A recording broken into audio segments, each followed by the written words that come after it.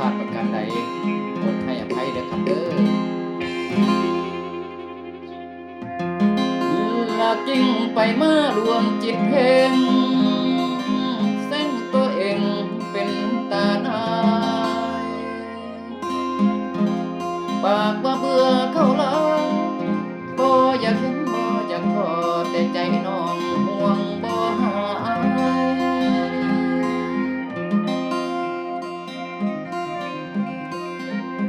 แผนการโหดร้ายว่าเขาหลอกเขาล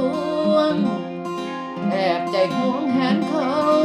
คิดบ่เศร้าได้นอนกรุด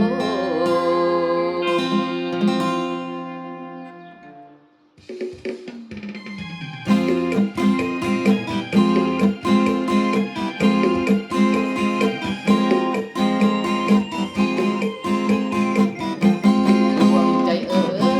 ทำไมคิดถึงเขาจังเมื่อหมดความหวังเห็นเขานั่งคุยชายอื่นนั้นภาพติดตาบอกว่าไม่ลืมพัน